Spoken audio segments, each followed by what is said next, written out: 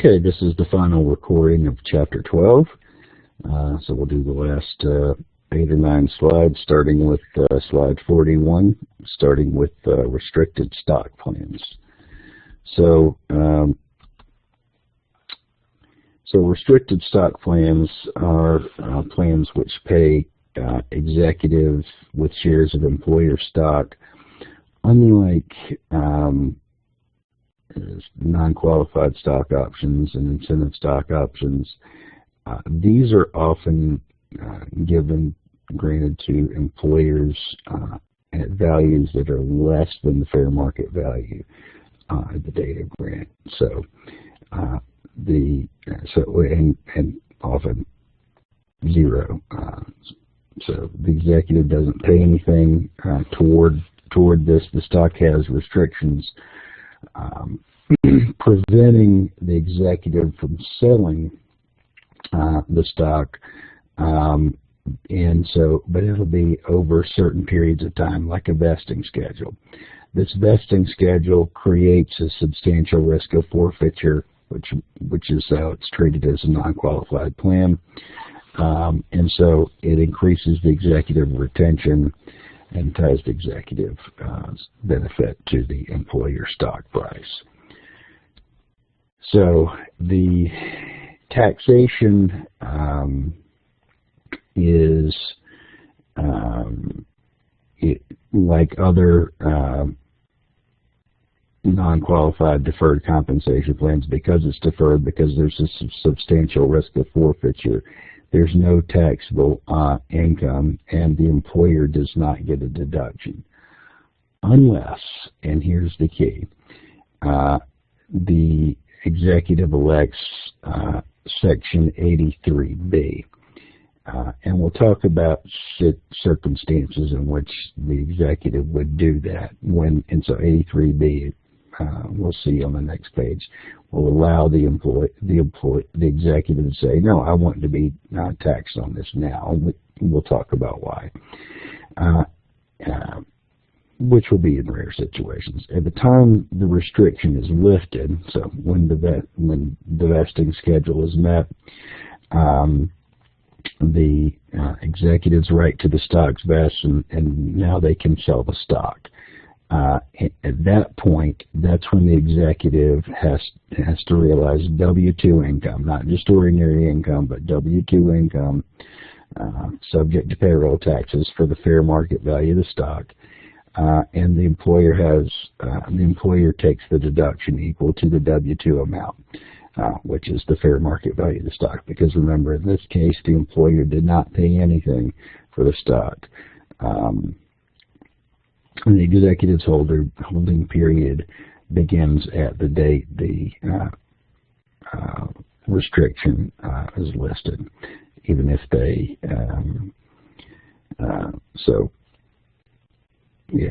begins at the restriction is lifted. So they might have short-term capital gains if they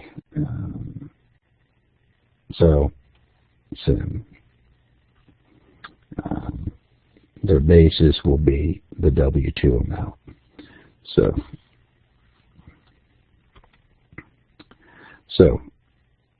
if 83B is elected, well, what is 83B? The employee has the election to include the value of the stock in taxable income at the date of grant rather than at the date of vesting or when the restriction is lifted, which is the same thing.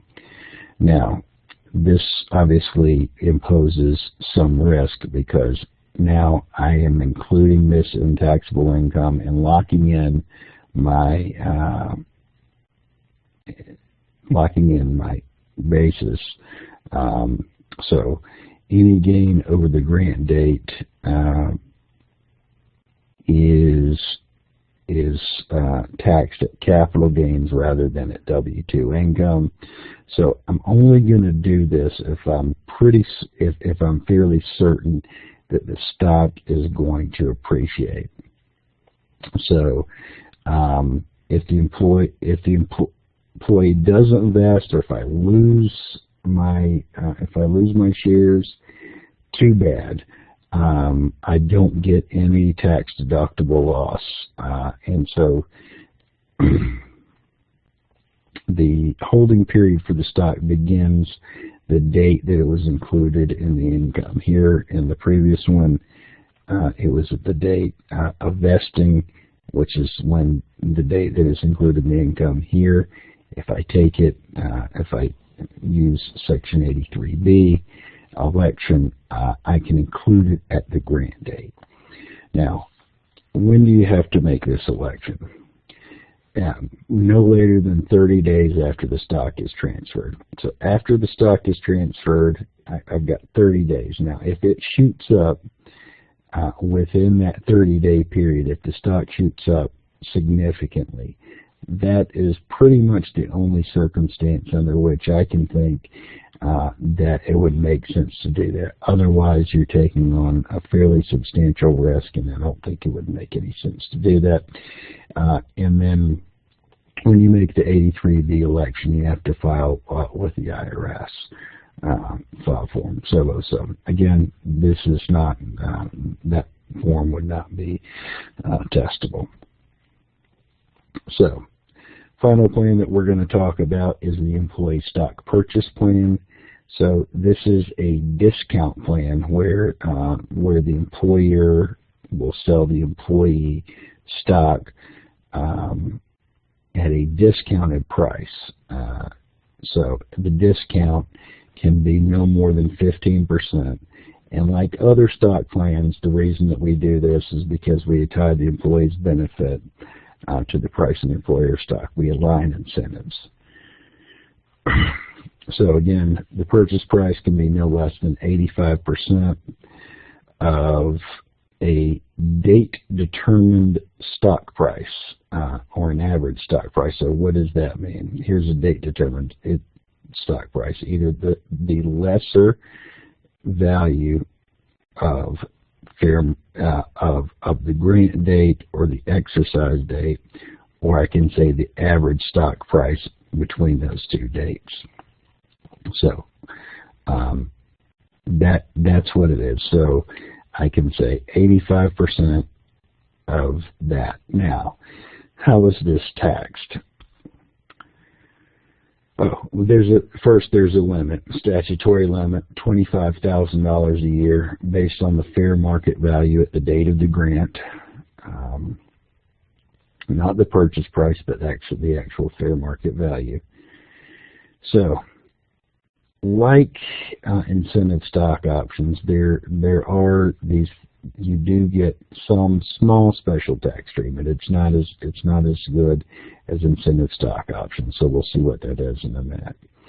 So if the employee holds the stock for the 2 years from the date of grant and the 1 year from the exercise date, then the employee gets ordinary income rather than W-2 income treatment on the discount, on the gain attributable to the discount, so on the value of the discount. And then the employer gets a long-term capital gain treatment, gain in excess of ordinary income. So, if you bought a stock for $85, it was worth $100, and you sold it for $150, and you held it for the 2 years and 1 year period, you'd have a $50 long-term gain, a $15 ordinary income, not W-2 income, not subject to payroll tax. So that is the qualifying disposition. If you do not meet the qualifying disposition, did not hold for the required period, you will have W-2 income, so the gain attributable will be subject to the payroll tax. The employer then will get a payroll deduction. The employer only gets the payroll deduction if there's W-2 income.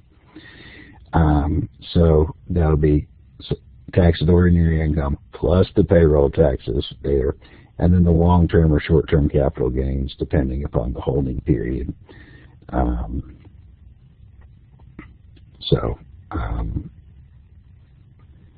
beginning at the exercise date. And that is the end. Now, a shorter long-term capital losses holding period begins at exercise date. That is the end of Chapter 12. And see in class, we'll be doing some in-class exercises that will go over these plans as well.